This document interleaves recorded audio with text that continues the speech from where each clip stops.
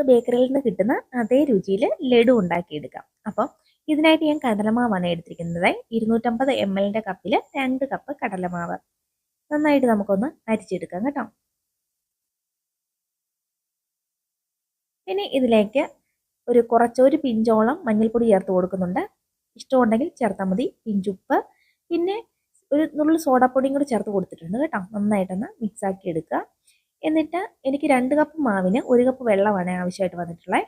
ഒന്ന് നന്നായിട്ട് മിക്സ് ചെയ്ത് ഇതേ ഒരു കൺസിസ്റ്റൻസിലാക്കി എടുത്തിട്ട് ചൂടായ എണ്ണയിലേക്ക് ഇതുപോലൊരു അരിപ്പ പാത്രത്തിൽ ഒഴിച്ച് ഇങ്ങനെ ഓരോ ഡ്രോപ്സ് ആയിട്ട് ഇങ്ങനെ എടുക്കണം. എന്നിട്ട് ഇത് പൊങ്ങി വരുമ്പോൾ നമുക്കിത് എണ്ണയിൽ നിന്ന് മാറ്റാം കേട്ടോ. അതുപോലെ ഞാൻ എല്ലാം ഒന്ന് ബാക്കി മൊത്തം എടുക്കുന്നുണ്ട്. അപ്പം നമുക്ക് ഇത്രയും കിട്ടിയിട്ടുണ്ട്. ഇനി പഞ്ചസാര ലായനി തയ്യാറാക്കുവാണേ. 1 കപ്പ് പഞ്ചസാരയ്ക്ക് 1/2 കപ്പ് വെള്ളം ഒഴിച്ചു കൊടുക്കുന്നുണ്ട്. എന്നിട്ട് ഒരു മീഡിയം ഫ്ലെയിമിൽ വെച്ചാൽ മതിയേ. പഞ്ചസാരയൊക്കെ നല്ല മെൽറ്റ് ആയിട്ട് വരും. അപ്പോൾ ഇതിൻ്റെ ഒരു പരുവം എന്ന് പറഞ്ഞാൽ ഒരു നൂൽ പരുവമാണേ. നമ്മളിങ്ങനെ കയ്യിലിങ്ങനെ ഇതുപോലെ ഒന്ന് പൊട്ടി വരണം. അങ്ങനെ വന്നു കഴിഞ്ഞാൽ നമുക്ക് ഇതിനകത്തേക്ക് ഇട്ട് കൊടുക്കാം. എന്നിട്ട് നന്നായിട്ടൊന്ന് മിക്സ് ആക്കി എടുക്കാം. അതിനകത്തെ പഞ്ചസാര ലായനി പറ്റണം കേട്ടോ. ചെറുതായിട്ടൊന്ന് പ്രസ് ചെയ്ത് കൊടുക്കാം, കുറച്ചൊന്ന് ഉടഞ്ഞോട്ടെ.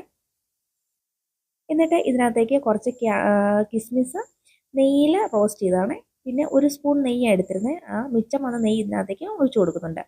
മിക്സ് ആക്കിയിട്ട് ഇതിൻ്റെ ചൂടൊക്കെ ഒന്ന് ആറുമ്പോൾ ചെറിയ ചൂടോടുകൂടി ഇങ്ങനെ ഉരുട്ടിയെടുക്കാം. അപ്പോൾ പിറ്റേ ദിവസം കഴിക്കാനായിരിക്കും കേട്ടോ നല്ല ടേസ്റ്റ്. അപ്പോൾ എല്ലാവരും ഒന്ന് ട്രൈ ചെയ്ത് നോക്കുക. നല്ല ടേസ്റ്റാണ്. ബേക്കറികളിൽ നിന്നൊക്കെ കിട്ടുന്ന അതേ രുചിയിൽ. അപ്പോൾ ചെറുതായിട്ട് ഇങ്ങനെ പ്രസ് ചെയ്ത് കൊടുത്താൽ ഇതുപോലെ നല്ല സൂപ്പറായിട്ട് നമുക്ക് കിട്ടും കേട്ടോ.